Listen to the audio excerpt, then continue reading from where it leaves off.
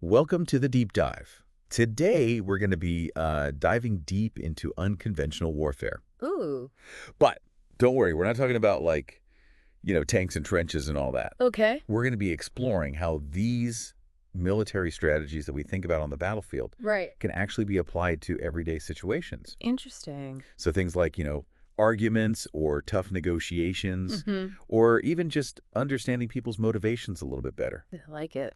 Our source material for this deep dive is Robert Greene's The 33 Strategies of War audiobooks. Okay, And we're going to be pulling out some of the best stuff from there. cool. So yeah, think of it like learning to think like a military strategist. Okay. But instead of conquering nations, you'll be conquering like your to-do list. You're right. Or maybe that intimidating coworker you have. Yeah.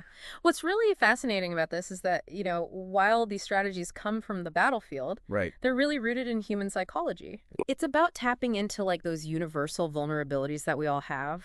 Yeah. You know how we react to fear and uncertainty, Mm. and how our own ego can actually be like our worst enemy. Yeah. It's like we're going to kind of uncover that secret code of human behavior. Exactly. Okay, so let's start with one of the strategies that Greene talks about, which is turning the flank. Okay. And he uses this really cool example of Napoleon's victory at the Battle of Arcola. I'm familiar with that one. So Napoleon is outnumbered, Right. Mm-hmm.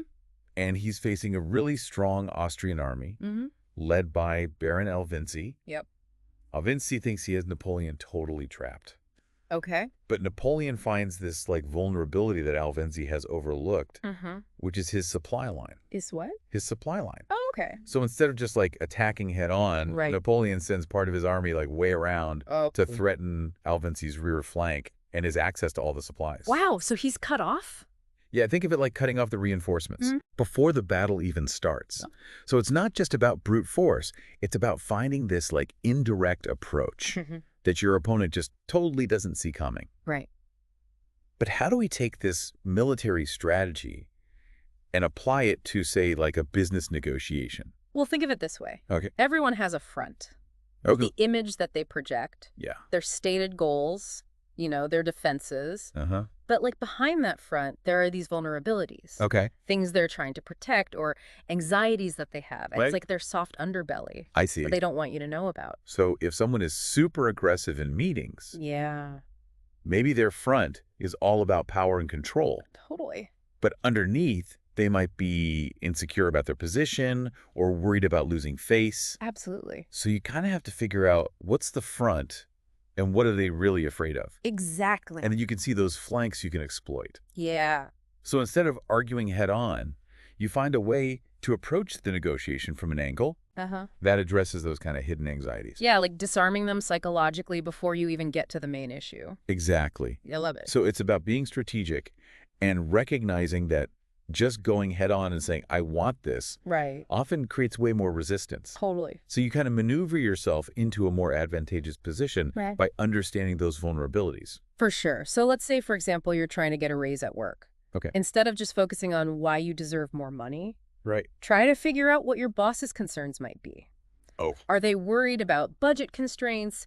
Is there a particular project they really need to succeed? Yeah. If you can find a way to address those anxieties, Right. you'll have a much stronger case for that raise. It's like you're finding the pressure points and applying just the right amount of pressure to get what you want. Exactly. It reminds me of another amazing example of turning the flank, Okay, what's that? which was the Allied deception campaign leading up to D-Day in World War II. Yes, the ghost army and the inflatable tanks. Yeah, they created this whole fake reality Right. to mislead Hitler Mhm. and keep the German forces scattered. Right.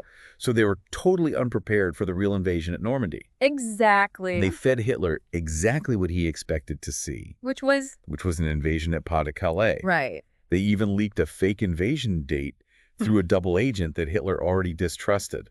Wow. It's amazing. That's incredible. So they weren't just creating these distractions. Right. They were actively shaping how Hitler was interpreting the entire situation. They hijacked his perception of reality. It's amazing. It's wild. But if we apply this to everyday life, are we talking about being straight up deceitful? That's a good question. Like if I'm giving a presentation, should I be planting false clues to lead the audience to the conclusion I want? Well, not necessarily. It's not about outright lying. It's more about understanding Okay. how people filter information Right. and how our biases shape how we see the world. Right. Everyone has these preconceived notions and expectations. Yeah. So if you can anticipate those biases, Okay. you can frame your information in a way that aligns with their existing beliefs, Right. but still subtly guide them towards what you want. Okay, so instead of trying to force my ideas onto someone, I should try to present them in a way that makes sense to them. Exactly. You're speaking their language, but with your own agenda subtly woven in. Oh, that's so sneaky. It is a little bit sneaky. But it's effective. It can be very effective. Think about how marketing campaigns use this all the time. Oh, yeah. You know, they tap into our emotions and desires to make us believe that we need their product, Yay. even if we had never even heard of it 5 minutes ago. It's true.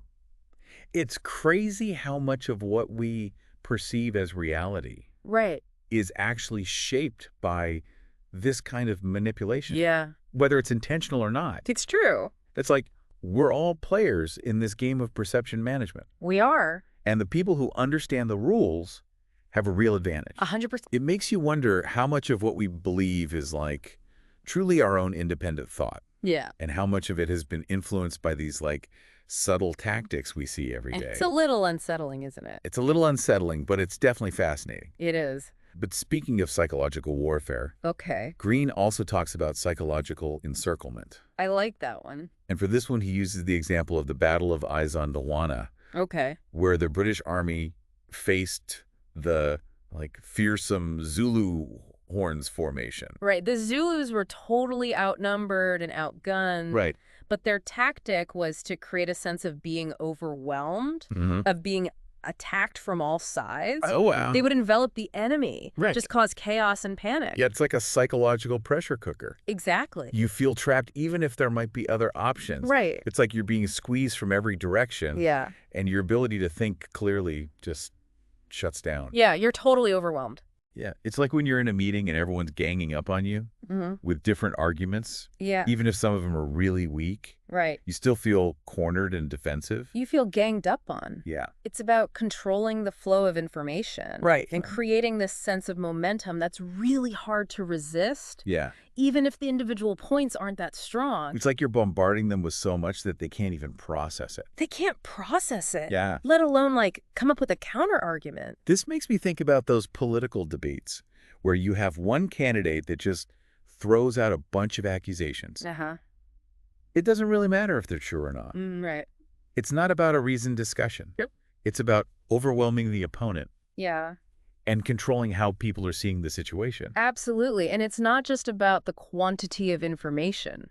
It's about tapping into, like, pre-existing anxieties or fears. Greene talks about how Churchill exploited Hitler's paranoia during World War II, Yeah. creating this illusion of threats on multiple fronts. Hmm. Hitler, already prone to seeing enemies everywhere, just totally be bought into it. So they were playing on his insecurities, Exactly. amplifying his fears. Yeah. So he was making decisions based on these phantom threats Right. instead of actually thinking strategically. And that's the power of understanding your opponent's psychology. Wow. You're not just attacking their positions, you're attacking their mind. This is like 4D chess, It is. where you're thinking not just about the moves on the board, Right. but how your opponent is thinking about the moves on the board. Exactly. That's intense. It is pretty intense. We've gone from flanking maneuvers Yeah. to psychological encirclement, Yeah. but it's all connected by this idea of human psychology Right. and how easily we can be manipulated if we're not careful. We are very susceptible. It's like someone just handed me the cheat codes to the game of human interaction, Right.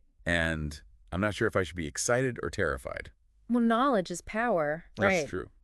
And understanding these strategies can help us navigate the complexity of the world. Yeah. But we've only just scratched the surface. Okay. There's so much more to explore in this deep dive into unconventional warfare. All right, so stay tuned because in part 2, we're going to delve into the element of surprise Ooh. and how disrupting expectations can completely change the game. I'm excited. Get ready to channel your inner Hannibal I'm ready. because things are about to get really interesting. All right, let's do it. Welcome back to the deep dive. Last time we were exploring the power of these indirect approaches and psychological manipulation. Right. We were talking about things like Napoleon's flanking maneuvers and the Allies' deception campaign leading up to D-Day in World War II. Such great examples. Yeah, and now we're going to dive into another key principle of unconventional warfare, which is the element of surprise. Yes. Surprise. One of the most potent weapons in any strategist's arsenal. Right. It just throws everything off. It disrupts expectations, creates chaos, can completely shift the balance of power. Totally. It's amazing how effective it can be.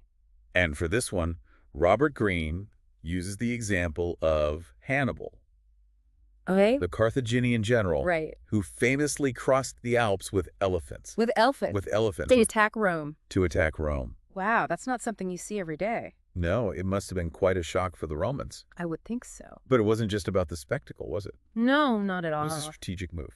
Hannibal understood that surprise is most effective when it exploits your opponent's blind spots. Okay. Their assumptions about how you're going to behave. The Romans were expecting a conventional attack from the south. Right, like you would. So Hannibal completely upended their expectations by coming at them from the north. Through the Alps. Through the Alps. Which they thought were impassable. So it's not just about doing something unexpected. Right. It's about doing something unexpected that your opponent is completely unprepared for. Yes, like a magician. Oh, yeah.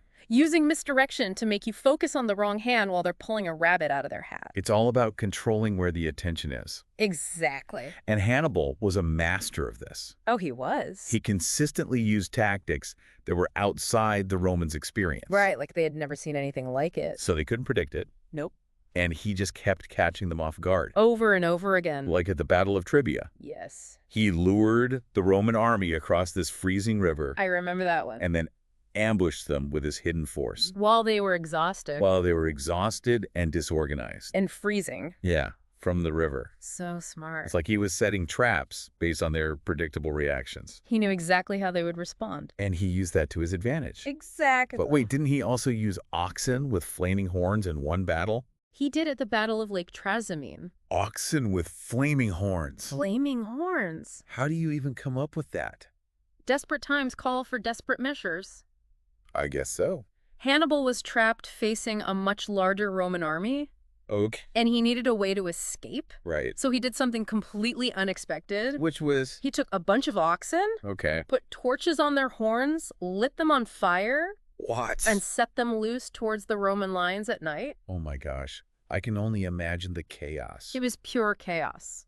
The Romans expecting a normal attack? A conventional attack. Yeah. Must have been terrified. They were panicked and confused. Which allowed Hannibal and his army to escape. Under the cover of darkness. That's brilliant. It was a perfect example of what Greene calls the ordinary extraordinary tactic. Okay, the ordinary extraordinary tactic. I like that one. What is it? It's a two-part strategy. Okay. First, you establish a pattern. A pattern of behavior. Yes, a predictable way of operating. Okay. You lull your opponent into a sense of normalcy. Make them think they know what you're going to do. Exactly. Okay. And then, bam, you hit them with something so unexpected Okay. that it completely short-circuits their thinking. So you're setting up this expectation. Yes. And then completely violating it. Exactly. So it's not just about being unpredictable. Right. It's about using that unpredictability strategically. To create maximum impact. To get the most out of it. Yes. It's like you're setting up a rhythm, a beat. Uh-huh. And then suddenly changing the tempo. Love it. To throw everyone off balance. Yes, you're disrupting their flow. So it's about knowing when to play by the rules. Yes. And when to break them. To create an advantage. And I'm starting to see how this could apply to so many things. Oh, yeah. Like, imagine launching a new product. Okay. You could create a ton of hype. Right. Build up expectations for something traditional. Uh-huh. And then unveil something completely different. Something that defies expectations. Yeah, it's something totally new. Exactly. It's about being memorable. Right. Creating an experience that sticks with people. That they'll talk about. Yes. Think about those viral marketing campaigns that use humor or shock value. Yeah. They're using surprise to cut through the noise and grab people's attention. It's like a jolt to the system. It is. It wakes people up from their complacency. And makes them pay attention. But I'm also thinking about how this could apply to more personal interactions. Okay. How so? Like if you're always the agreeable, easygoing one, Right. maybe throwing in a little bit of unexpected assertiveness Uh-huh. could really change things up. It could definitely shake things up. It's like you're saying, hey, I'm not just a pushover. Right. I have needs and boundaries, Exactly. and I'm not afraid to express them. You're taking back your power. Yeah, by refusing to be predictable. I like it. But surprise can also be a double-edged sword. That's true. Like, what if you go too far Right. and end up alienating people? You don't want to do that. No. The key is to use surprise strategically, not recklessly. You need to understand your audience, Right. their expectations, and their tolerance for the unexpected. Yeah, like some people are more open to surprises than others. Exactly. It's like telling a joke. Okay. A well-timed, well-placed joke can lighten the mood and make you more likable. Right. But a poorly executed joke, Especially one that's offensive. yes, or insensitive, can backfire spectacularly. So it's about finding that sweet spot. Finding that balance. Yeah, between being unpredictable and still being appropriate. And effective. So you have to be strategic with your surprises, Yes, use them to enhance your message. not undermine it. Exactly. Okay, I'm convinced. Surprise is powerful, It is. but it needs to be used carefully. With precision. But what happens after the initial shock wears off? That's a good question. How do you maintain that advantage? Right, especially in situations that require like sustained effort. Yeah, you can't just rely on one surprise. That's where the art of maneuvering comes in. Okay. It's about keeping your opponent off balance, anticipating their moves, Yeah. and constantly adapting your strategy to stay ahead of the game. So you've disrupted their game plan with that initial surprise, Right. but now you need to keep them guessing. Keep them reacting to you. Yeah, not the other way around. Exactly. And to illustrate this principle, Greene takes us back to Napoleon, Back to Napoleon. specifically his Italian campaign and his victory at the Battle of Marengo. Marengo, wasn't that where Napoleon was facing all these setbacks? It got numbered. Heavy losses. It was looking pretty bad for him. And then he pulls off this stunning comeback. Snatches victory from the jaws of defeat. How did he do it? It wasn't just one grand maneuver. Right. It was a series of smaller, calculated moves Okay. that gradually shifted the momentum in his favor. So he didn't have this like rigid plan? No, he was constantly assessing the situation, Okay. exploiting opportunities as they arose. Wow, so he was adapting He was to adapting the changing circumstances. and even using his own misfortunes to create new advantages. So he was like playing chess, not checkers. Exactly. Thinking several moves ahead. Anticipating his opponent's reactions. And finding ways to put them in a position of weakness. Precisely. He was a master of maneuver warfare, Maneuver warfare. which is very different from the war of attrition.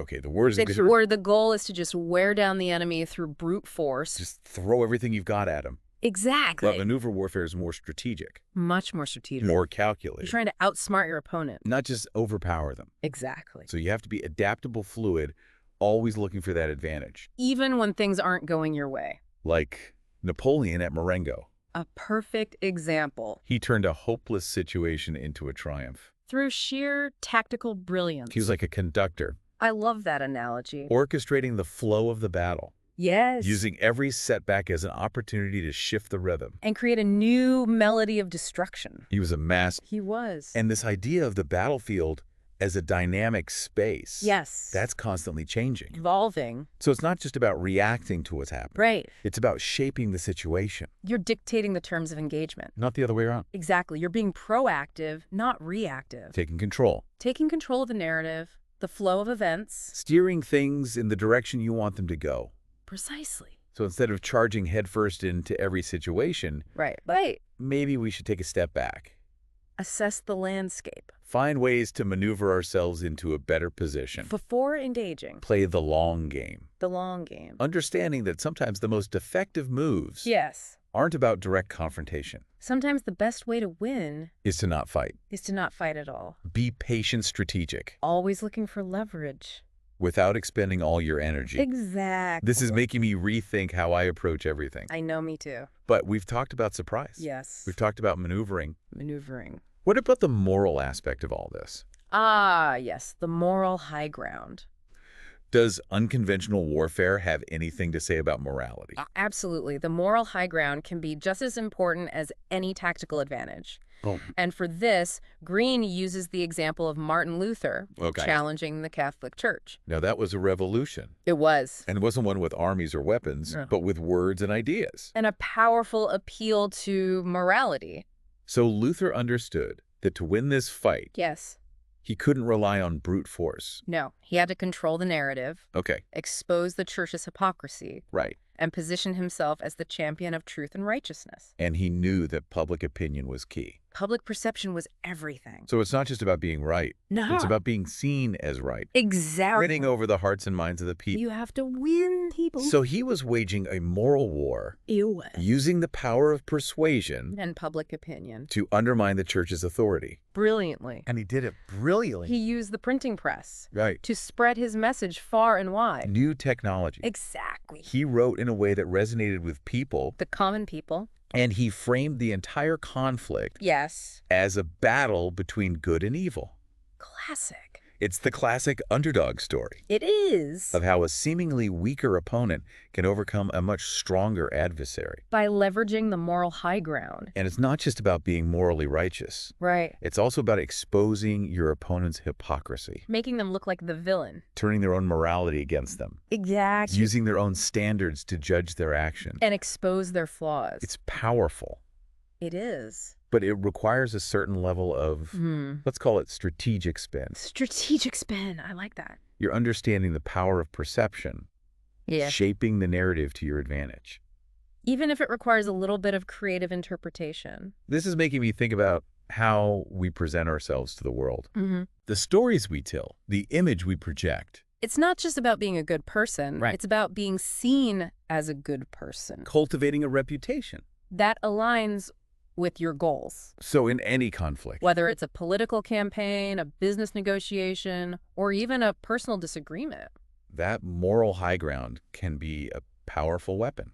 It can be. It's like you're creating this force field. A moral force field. Yeah. Protecting yourself. Making it hard to attack you. Without looking like the bad guy. This is fascinating. It is. This whole idea of unconventional warfare. It's all about understanding human psychology. The power of persuasion. Storytelling. How to shape people's perceptions. So then I'm over. So we've covered a lot of ground here. We have. From flanking maneuvers To psychological encirclement. to the moral battleground. It's been a journey. But we're not done yet. There's more. In part 3, Yes. we're going to explore this idea of diplomatic war. Ooh. Diplomatic Where war. negotiation itself becomes a battlefield. So get ready to learn how to win wars without even firing a shot. I'm ready. We'll be exploring the strategies of masters like King Philip of Macedon, King Philip. who used charm deception and strategic concessions Wow. to outmaneuver his opponents Interesting. and build a vast empire. I can't wait. Stay tuned because this deep dive is about to get even more intriguing.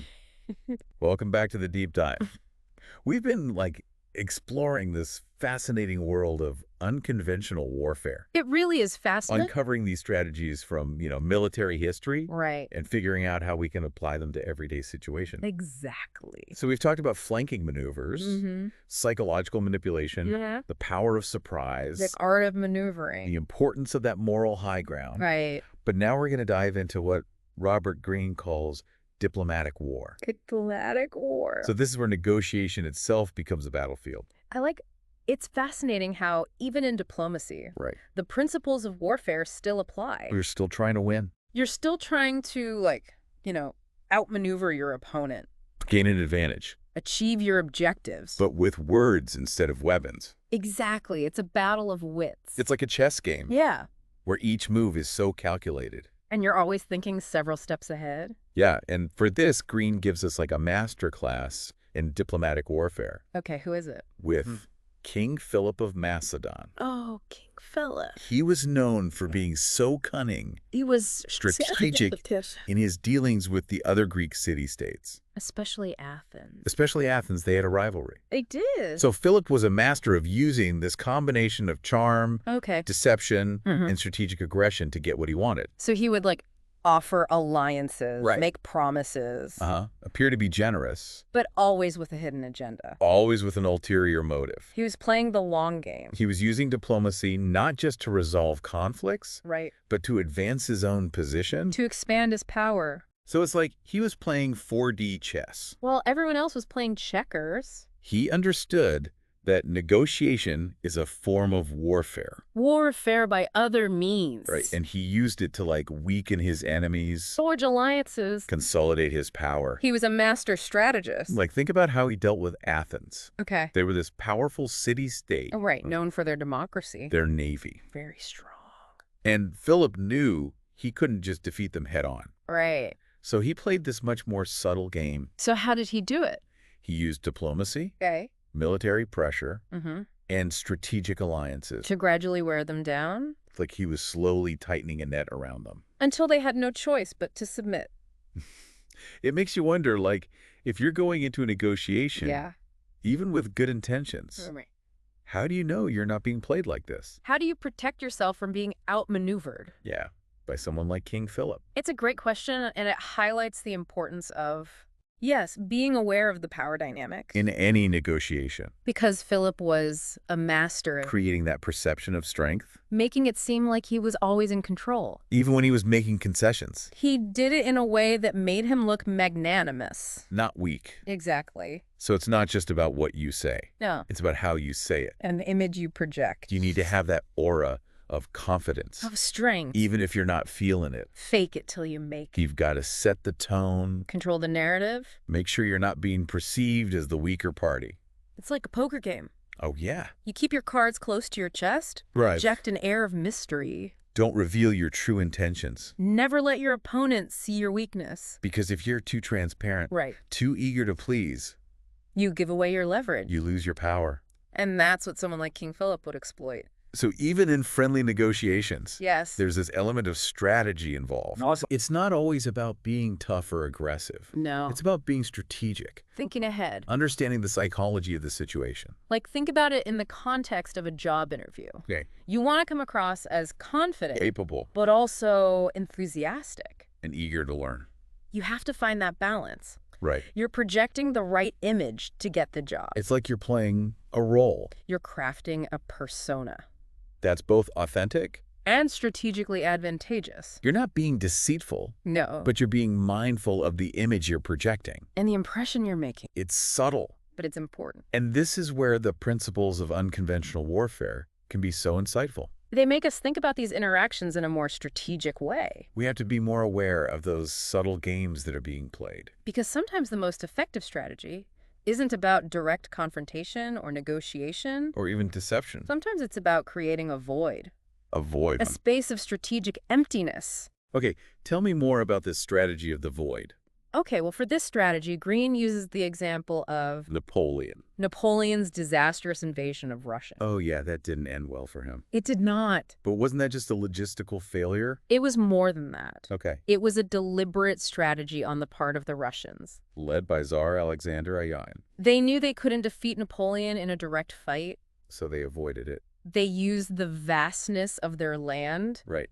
the harsh climate, The Russian winter. and their willingness to retreat as weapons. They created this strategic emptiness. That drew Napoleon deeper and deeper into a trap, So they denied him that decisive battle. the one he craved, They just kept retreating and kicking him chased them. into this vast, empty landscape His army was weakened by attrition, by hunger, by disease, and the Russians would strike strategically. when they had an advantage. It must have been incredibly frustrating for Napoleon. It's like fighting a ghost. You swing your sword, but there's nothing there. It makes you act irrationally. Which is exactly what happened to Napoleon. By the time he reached Moscow, His army was a shadow of its former self. and this strategy of the void can be applied to so many things. Oh yeah, like negotiations. Okay. Sometimes the best tactic is to just not react right away. To your opponent's demands Create a space of silence. of non-engagement. It can make them uncomfortable. Force them to rethink their strategy. It's like you're taking away their oxygen. They can't feed off your reactions. You're forcing them to confront the void. The emptiness of their arguments, It's a powerful psychological move. and you can use it in personal situations too. If someone's trying to provoke you, Get a rise out of you. sometimes the best response is no response. Just silence. Let their negativity bounce off you. You're creating a force field of indifference. Their attacks just dissipate into the void. It's so powerful. It takes away their power to control your emotions. You're not letting them dictate the terms of the engagement. This is making me rethink how I deal with difficult people. Sometimes the most effective response is no response. Exactly. But even in situations where you do need to engage, Where you had to fight back. knowing when and how to end things is crucial. It's not just about winning the battle. It's about winning the war. And that requires thinking about the long-term consequences Absolutely. of your actions. Greene contrasts two very different examples for this. Okay. Lyndon B. Johnson's post-election strategy and Napoleon's failure to strategically end his Russian campaign. Okay. LBJ. Despite being known as this tough and ruthless politician, Right. he understood the importance of turning rivals into allies. Okay. So after winning the election, He reached out to his opponents. made them feel valued and respected. Even indebted to him. He was playing the long game So he was thinking about how to maintain his power. and achieve his goals in the years to come. Napoleon, on the other hand, He let his ego and desire for glory cloud his judgment. he couldn't admit defeat. He clung to that illusion of victory in Russia. And it cost him It's a cautionary tale. about having an exit strategy. Knowing when to cut your losses and walk away. Sometimes the most strategic move is to retreat, Regroup. live to fight another day. Exactly. It applies to so many things in life. We get caught up in the heat of the moment, We're pursuing a goal. and we lose sight of the bigger picture. We don't consider the long-term consequences. And that can lead to disaster. So even when we're using these unconventional tactics, We need to maintain perspective that strategic third eye, to see beyond the immediate battle. and consider the long-term implications of our choices. It's about knowing your goals, Knowing when to push forward, when to negotiate, when to retreat. and how to end things in a way that sets you up for future success. So as we wrap up this deep dive into unconventional warfare, What's the most important lesson you hope our listener takes away? I think it's that these principles aren't just about military campaigns. They're about understanding human nature, The dynamics of power. the art of strategic thinking. It's about seeing the world and the people in it in a more strategic way. Every interaction, every negotiation, every conflict. It's a game of strategy. And the more aware we are of the rules The better we'll be at playing the game. and achieving our goals. And remember, sometimes the most effective moves are the ones your opponent least expects. If I'm guessing. Thanks for joining us on this deep dive into unconventional warfare. It's been a pleasure. Until next time, stay strategic.